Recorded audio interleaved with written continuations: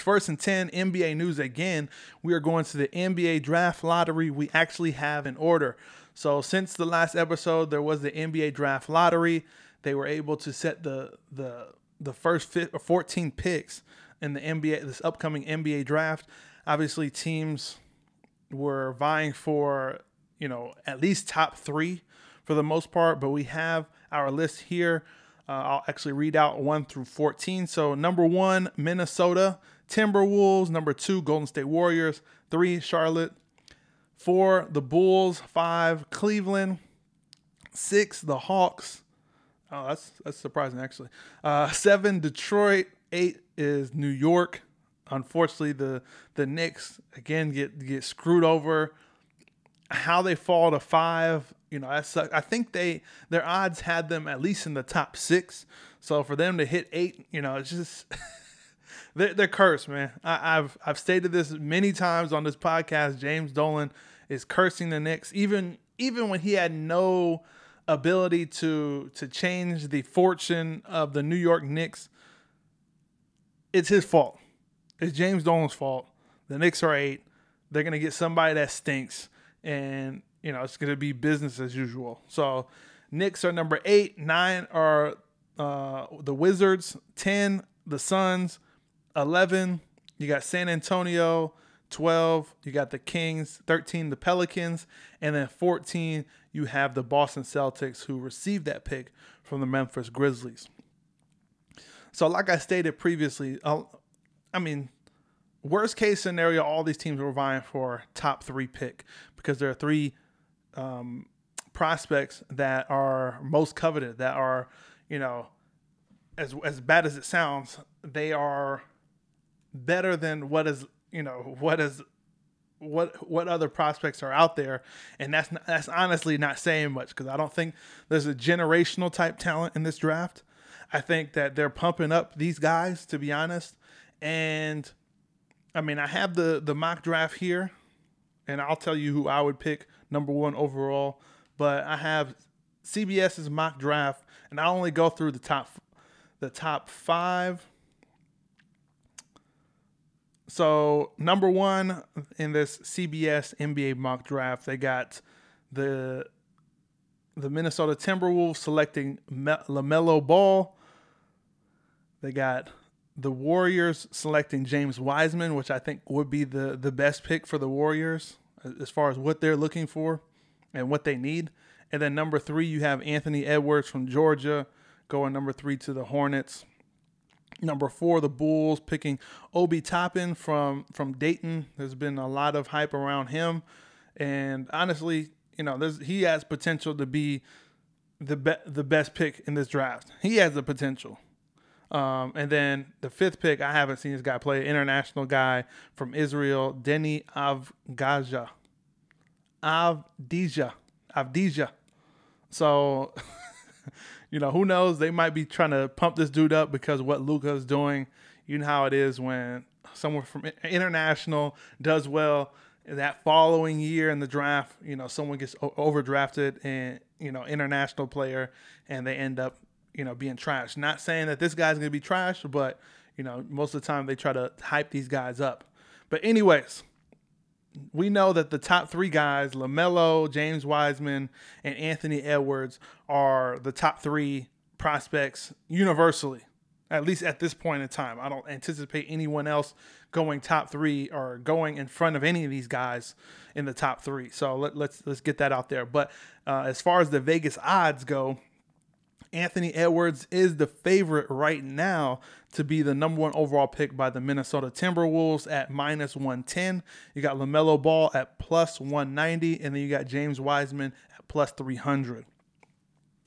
Honestly, I haven't been impressed with Anthony Edwards.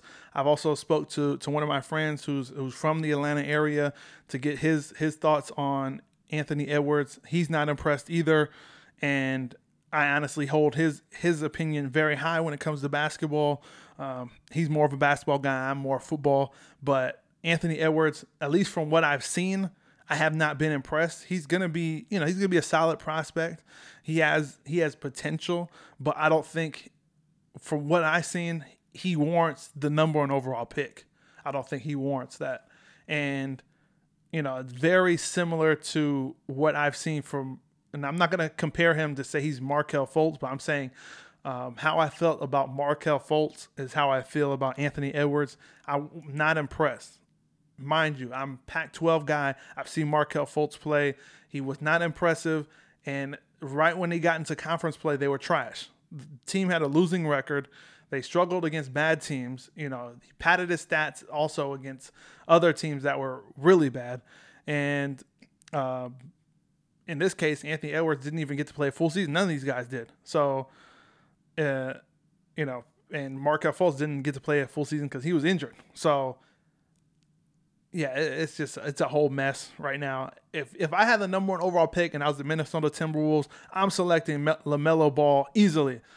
For one reason only. I know that when it comes to Minnesota, is not a small market, but it's a smaller market compared to other cities and other teams. LaMelo Ball is box office. Dude's going to sell tickets. He's going to sell a lot of jerseys. He's going to bring a lot of media attention. He's going to bring a lot of TV networks, vying for those games. LaMelo Ball is big time. Dude has over 5 million, followers on Instagram. That's more than majority of the players in the NBA, right? So this dude is already more famous than majority of the players in the NBA. He got more followers than Zion Williamson.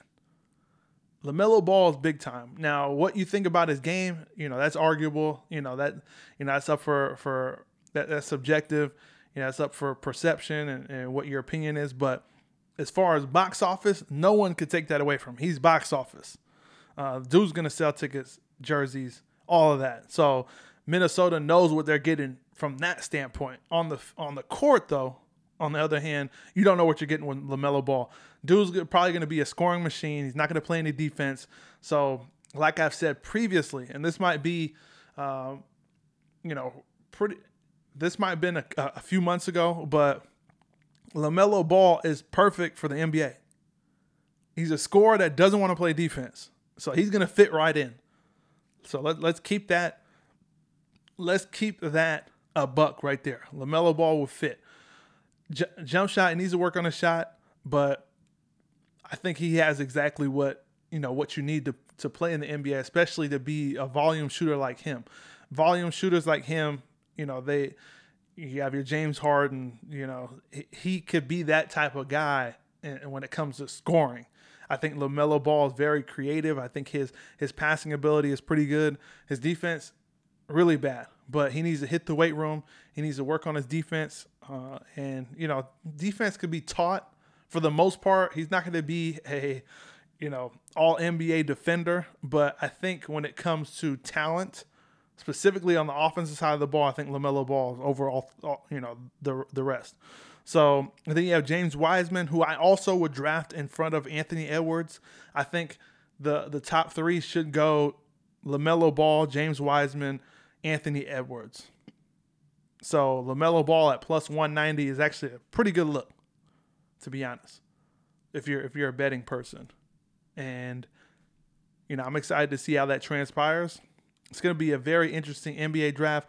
I'm going to tune in because I want to see LaMelo Ball play in the NBA. So wherever he goes, I'm going to be watching their games. Let's just keep it a buck.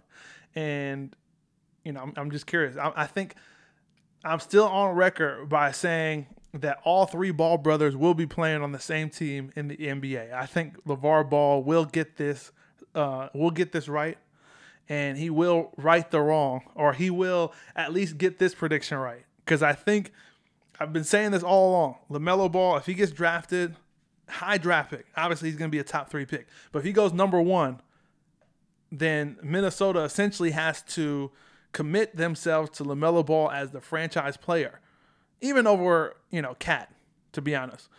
LaMelo Ball will be the franchise player at that point. Lonzo Ball, I don't know if he signed his contract extension with the Pelicans, but, I think he's up for a contract.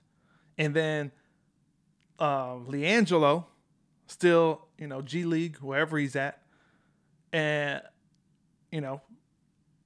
LaMelo Ball could say, hey, man, a couple years in, or when Lonzo Ball, his contract's ready. We'll give a discount, but we got to get, we got to get the third brother in here, at least give him a chance for all three of us to play together. I think that is a possibility. I'm not ruling that out, and I hope that it happens. So I can see LeVar Ball on ESPN, Fox Sports, talking crazy. I'm a big fan of LeVar Ball, if you haven't noticed.